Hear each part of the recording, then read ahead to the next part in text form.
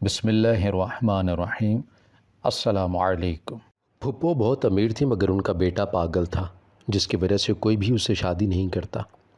اس بار پھپھو نے انعام رکھا کہ جو لڑکی میرے بیٹے سے شادی کرے گی اسے میں سونے میں تول دوں گی اور پیسے بھی نقد دوں گی۔ ابا نے جب سنا تو لالچ میں آ گئے اور مجھے ہی بیاہ کر دے دیا، مگر شادی کی رات شوہر نے کمرے میں آتے ہی مجھے سلام کیا اور پھر نماز پڑھنے کے بعد مجھے منہ دکھائی کا تحفہ دیا۔ میں بہت خوش ہوئی کہ میرا شوہر تو بالکل ٹھیک ہے، اور جب صبح خوشی خوشی کمرے سے باہر نکلی تو ہوش فنا ہو گئے۔ جب پھپھو بولی کہ بیٹا معاف کر دو، اب تم ہی اپنے پاگل شوہر کو سنبھالو، رات بھر گھر سے غائب رہا، ابھی صبح ہی پڑوسی پکڑ کر لایا ہے اسے۔ ابو گھر آئے تو بڑے خوش دکھائی دے رہے تھے۔ امی سے بولے کہ شگفتہ مبارک ہو، احسن کو میڈیکل کالج پڑھانے کا انتظام ہو گیا ہے، اب ہمارے بیٹے کا ہر سپنا پورا ہوگا۔ میں کمرے سے بھاگ کر باہر آئی اور بولی کہ ابو یہ تو بہت اچھی بات ہے، آپ اب تو مجھے یونیورسٹی میں داخلہ دلوا دیں گے نا؟ ابو نے میری طرف بڑے غور سے دیکھا، پھر میرے دونوں ہاتھ تھام کر بولے دفع مارو تم یونیورسٹی کو، میں تمہیں یوں خوار ہوتے ہوئے نہیں دیکھ سکتا۔ احسن تو چلو لڑکا ہے، یہاں وہاں دھکے کھاتا پھرے تو پریشانی تو نہیں ہوگی نا، مگر میری پیاری اسما تمہارے لیے میں نے بہت بہتر سوچا ہوا ہے۔ میں تمہاری شادی ایسے گھر میں کروں گا کہ تو راج کرے گی۔ یہاں تو تیری امی تم سے برتن دھلوا لیتی ہے، اگلے گھر جا کر تو خود اٹھ کر پانی بھی نہیں پیے گی۔ امی نے ابو کی باتوں میں مداخلت کی تھی۔ وہ بولیں کیا ہو گیا ہے ریاض، کیوں بچی کو بلا وجہ خوش فہمی میں ڈالتے ہو؟ میں نے تو سنا ہے کہ سسرال میں کام تو وزیروں کی بیٹیاں بھی کرتی ہیں، تم نے ایسا کون سا رشتہ ڈھونڈ لیا ہے اس کے لیے جو اس کو اتنے بڑے بڑے خواب دکھا رہے ہو؟ ابو بولے شگفتہ میری بہن ہے نا سلمہ جو لندن میں بیاہی گئی تھی، وہ اپنے بیٹی کی شادی کے لیے پاکستان آ رہی ہے، بس یہ سمجھ لو کہ ہماری بیٹی کے وارے نیارے ہونے والے ہیں۔ امی ایک دم سے پریشان ہو گئی تھیں۔ وہ بولی کہ فیاض مجھے یہ رشتہ منظور نہیں ہے، میں اپنی بیٹی کے ساتھ ہرگز اتنا بڑا ظلم کرنے نہیں دوں گی۔ ابو امی کو گھور کر بولے کہ شگفتہ فکر نہ کرو، سلمہ پاکستان شفٹ ہو جائے گی، تمہاری بیٹی پردیس نہیں جائے گی۔ اتنا کہہ کر ابو بولے جاؤ جا کر میرے لیے چائے بنا دو۔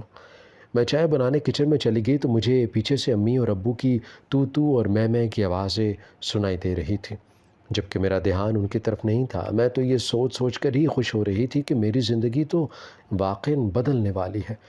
اگر میری شادی پھپھو کے بیٹے کے ساتھ ہو جاتی ہے تو میں مہارانیوں کی طرح عیش کروں گی۔ میں نے بھی یہ سن رکھا تھا کہ میری پھپھو کا بیٹا عادل بڑا ہینڈسم ہے۔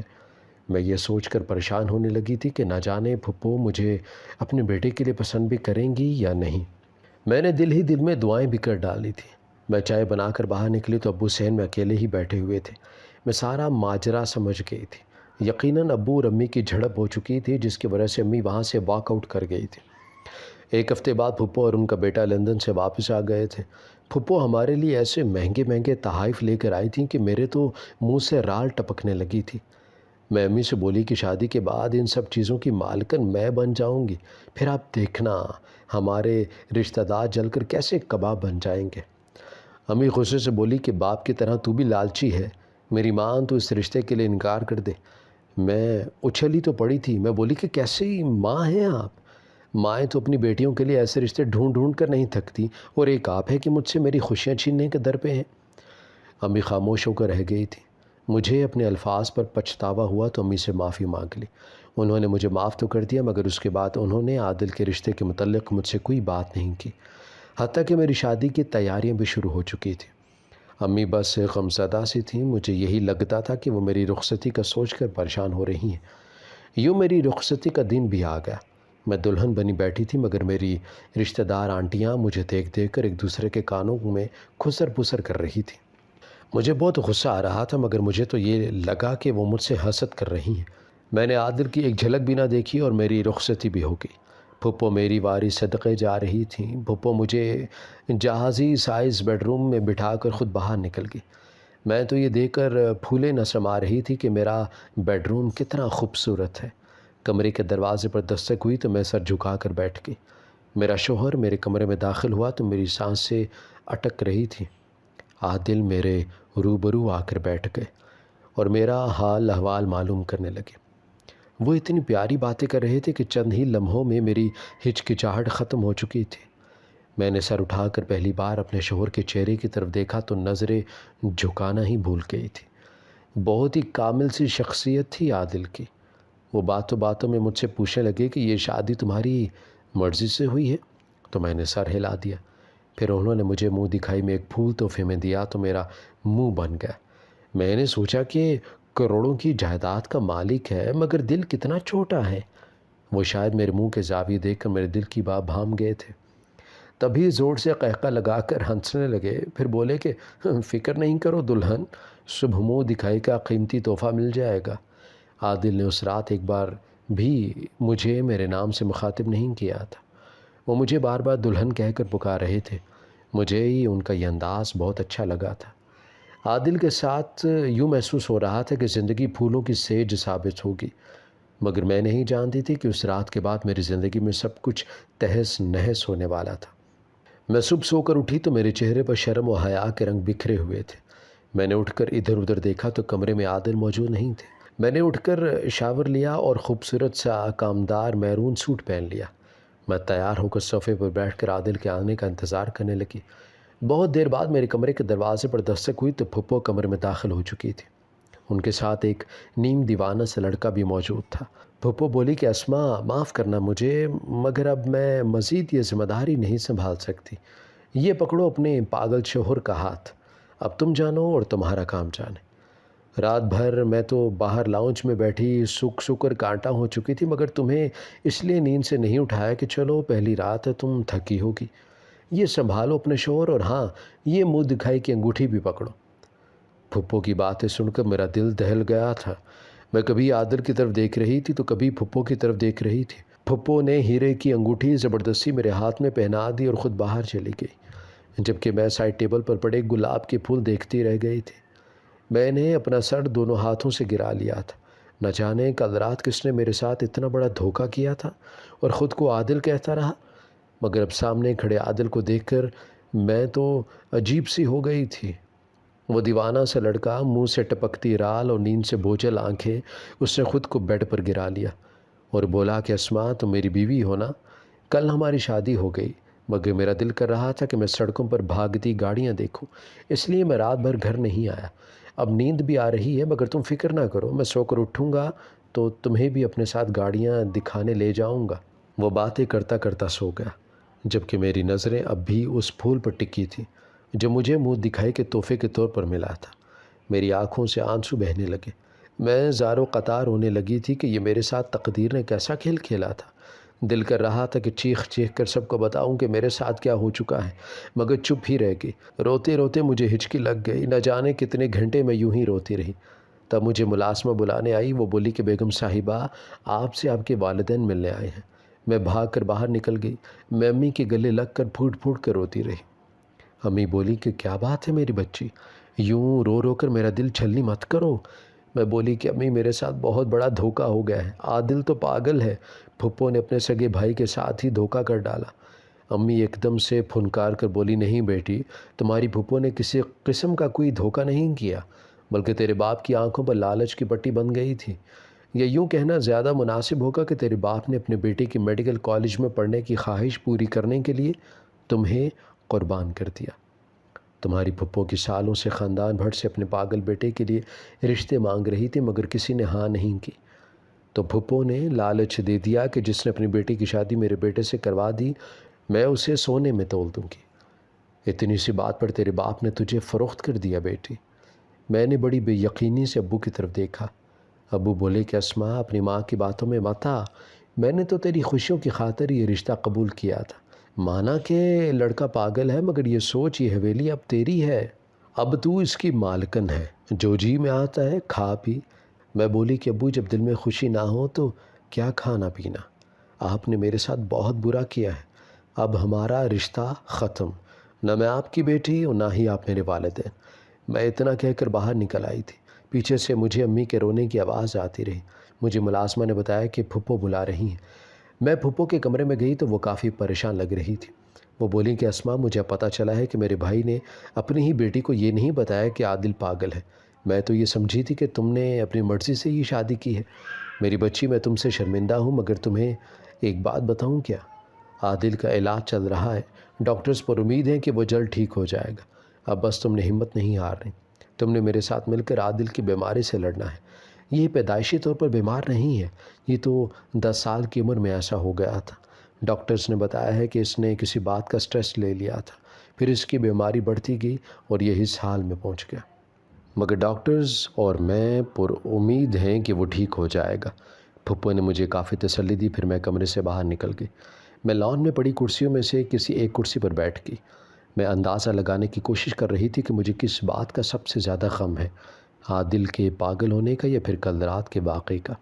تو پتہ چلا کہ عادل کے پاگل ہونے کا مجھے رتی برابر بھی غم نہیں تھا۔ اگر کل رات والا سانحہ نہ ہوا ہوتا تو میں اب بالکل ریلیکس ہوتی، راتوں رات امیر ہونے کی خوشی منا رہی ہوتی، مگر اب سب کچھ الٹ پلٹ ہو گیا تھا۔ میرے دل میں بار بار یہی خواہش سر اٹھا رہی تھی کہ کاش کل رات والا نرم گفتار شخص ہی میرا شوہر ہوتا۔ میں شادی کے پہلے دن ہی بہت بڑی پریشانی میں پھنس گئی تھی، یوں کہوں کہ میرا دل اجڑ گیا تھا۔ عادل سو کر اٹھا تو اس نے گھر میں اودھم مچا دیا، وہ ہر چیز تہس نہس کرنے کے در پہ تھا۔ اس کو سکون کی دوا دی گئی، تب جا کر وہ ذرا بہتر ہوا۔ میں نے پھپھو سے شادی کی ویڈیو اور تصاویر دیکھنے کی فرمائش کی تو پھپھو نے فوٹوگرافر کو کال کر کے گھر پر بلا لیا۔ میں ایک ایک چیز بڑے غور سے دیکھ رہی تھی۔ میں کل رات والے لڑکے کو ڈھونڈنا چاہ رہی تھی، وہ یقیناً پھپھو کا کوئی رشتہ دار ہی تھا جو شادی پر مدعو تھا، لیکن وہ لڑکا مجھے کہیں نظر نہیں آیا۔ یہی فکر مجھے کھائے جا رہی تھی۔ پھر عادل بھی رات رات پر ادھم مچاتا رہتا، کئی بار تو اس نے قینچی سے میرے بال کاٹنے کی کوشش بھی کی تھی۔ وہ خود کو بھی اکثر نقصان پہنچاتا رہتا، شیشہ توڑ کر خوش ہوتا، پھر ہاتھ پھیر کر خون دیکھ کر ڈر جاتا اور دھاڑے مار مار کر روتا۔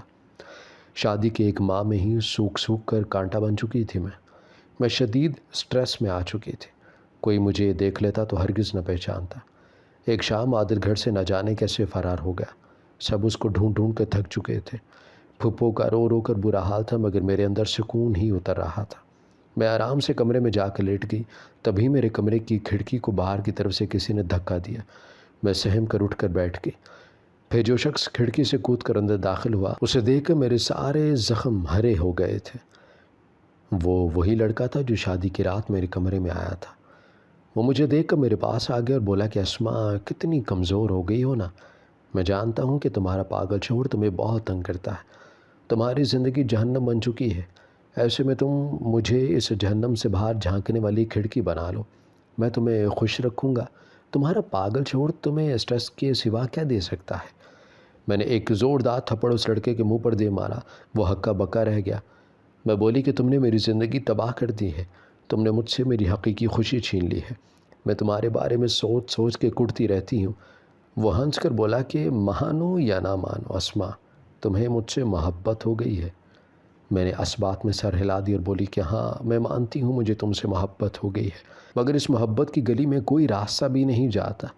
وہ میرے پاس بیٹھ کر مجھے بڑی دیر سمجھاتا رہا کہ میں اس سے دوستی کر لوں، مگر میں انکار کرتی رہی اور بولی کہ جو چیز میرے اللہ کو ناپسند ہے وہ مجھے کیسے پسند ہو سکتی ہے۔ پھر باہر سے شوہر آنے لگا تو وہ لڑکا کھڑکی سے کود کر باہر نکل گیا۔ میں باہر نکلی تو عادل خون سے لت پت بیٹھا رو رہا تھا، پھپھو بھی دھاڑے مار مار کے رو رہی تھی۔ میں آگے بڑھ کر بولی کہ کیا ہوا پھپھو؟ پھپھو پھنکار کر بولی کہ تمہیں اس سے کیا، میرا بیٹا جیتے یا مرے تم اپنی نیند پوری کرو۔ میں 2 قدم پیچھے ہٹی تھی، پھر بھاگتی ہوئی اپنے کمرے میں چلی گئی۔ زندگی بہت بوجھل ہو چکی تھی، ایسے میں مجھے ایک ہمدرد دوست کی ضرورت تھی، اور یہ دوست اس لڑکے کے علاوہ کوئی اور نہیں ہو سکتا تھا، مگر میں حالات سے تنگ ہو کر خود کو گناہ کے سپرد نہیں کر سکتی تھی۔ رات ہوئی تو عادل بیڈ روم میں آ گیا۔ وہ مجھے بڑی عجیب سی نظروں سے دیکھ رہا تھا، ایسے جیسے کچھ کہنا چاہ رہا ہو۔ میں اس کے پاس جا کر بیٹھ گئی اور اس کا ہاتھ تھام کر بولی کہ عادل میں نے تمہارا خیال نہیں رکھا، حالانکہ مجھے چاہیے تھا کہ میں تمہیں کمپنی دیتی، تمہارے غموں کا مداوع کرتی، لیکن جو کچھ ہو چکا ہے میں اس کے لیے معافی مانگتی ہوں۔ اب ہم دوستی کر لیں گے اور بہت اچھے دوست بن کر رہیں گے۔ عادل مسکرا دیا اور بولا کہ تم بہت اچھی ہو اسماء۔ عادل کے انداز پر میں چونک گئی تھی، مگر میں نے اسے روکا نہیں۔ میں چاہتی تھی کہ آج وہ کھل کر سب باتیں کہتے، مجھے علم تو ہو کہ اس کی دماغی حالت کیسی ہے۔ پھر وہ بولا کہ اسماء تم جانتی ہو کیا بچے کے لیے یہ سب زیادہ اذیت ناک چیز کیا ہوتی ہے؟ ماں باپ کا جھگڑا۔ میں لندن میں پلا بڑا تھا، میری ماں کم پڑھی لکھی تھی، ابو کو پسند نہیں تھی میری ماں، مگر ان کی شادی ہو گئی۔ بابا ماں سے اپنی محرومیوں کا بدلہ لیتے رہے، گھر میں ہر وقت مار پیٹ ہوتی رہتی۔ ماما کو علم نہیں تھا کہ ایسے حالات سے کیسے نکلا جاتا ہے۔ میری ماں لندن میں اکیلی تھی، کوئی رشتہ دار بھی نہیں تھا۔ مجھے بہت ڈر لگتا تھا کہ جب بابا ماما کو مارا کرتے۔ ایک دن انہوں نے ماما کے سر میں گلدان دے مارا، ہر طرف سرخی پھیل گئی تھی۔ اس دن میں ڈر کی وجہ سے بے ہوش ہو گیا تھا۔ میرے بے ہوش ہونے کی وجہ سے بابا اس قدر خوفزدہ ہو گئے تھے کہ انہوں نے ہفتہ بھر ماں پر ہاتھ بھی نہیں اٹھایا تھا۔ اب جب ڈیڈ ماما کو مارنے لگتے میں جان بوجھ کر بے ہوش ہو جایا کرتا۔ یوں کرتے کراتے میں نے خود کو پاگل ظاہر کرنا شروع کر دیا تھا۔ اب ڈیڈ مجھ میں اس قدر الجھ گئے تھے کہ انہیں ماما سے لڑنا جھگڑنا ہی بھول گیا تھا۔ اب میں خود پر آئے دن زیادہ سے زیادہ بیماری طاری کرتا رہا، اور یوں میں اپنی شناخت بھول گیا اسما۔ اس پاگل پن کے ناٹک کی وجہ سے میری تعلیم ادھوری رہ گئی، مجھ سے میرے دوست بچھڑ گئے، میں بھری دنیا میں تنہا رہ گیا۔ تمہیں پتہ ہے کہ پھر کیا ہوا؟ میری ماں نے میرے بابا کو چیٹ کرنا شروع کر دیا۔ ماما میرے سامنے اپنے دوست کو گھر بلانے لگی تھی۔ وہ تو یہ سمجھتی تھی کہ میں پاگل ہوں، اس لیے انہوں نے مجھ سے حیا کرنا ہی چھوڑ دیا تھا۔ میں یہ صدمہ برداشت نہیں کر سکا اور سچ میں پاگل ہونے لگا تھا۔ فیملی میں میرے پاگل پن کا قصہ پھیل گیا تھا۔ ماما کو نہ جانے کیوں میری شادی کا شوق چڑھ گیا۔ میں شادی کرنا ہی نہیں چاہتا تھا، مجھے یہ رشتہ اچھا لگتا ہی نہیں تھا۔ شوہر ظالم ہوتا ہے اور بیوی بے وفا۔ شادی کے دن جب میں نے تمہیں دیکھا تو مجھے یوں لگا کہ تمہیں میں صدیوں سے جانتا ہوں، تمہیں میرے وجود کا حصہ ہو، اس لیے میں تمہارے سامنے اصلی روپ میں آ گیا تھا۔ لیکن پھر میں دوبارہ تمہارے سامنے نہ آیا اور پاگل عادت بن کر تمہیں ہر طرح سے تنگ کیا تاکہ میں تمہیں ٹیسٹ کر سکوں۔ میں آج پھر سے اپنی اصلی حالت میں تمہارے سامنے آیا، تمہیں دوستی کی آفر کی، مگر تم نے اس کو ٹھکرا کر اپنے کردار کی گواہی دے دی۔ اسما، میں مانتا ہوں کہ بیوی کے کردار کو اس طرح ٹیسٹ کرنا غلط بات ہے۔ مجھے کوئی حق بھی نہیں پہنچتا یہ سب کرنے کا، مگر میں جس طرح کے حالات سے گزرا ہوں نا، میں یہ سب کرنے پر مجبور تھا، تو مجھے معاف کر دو۔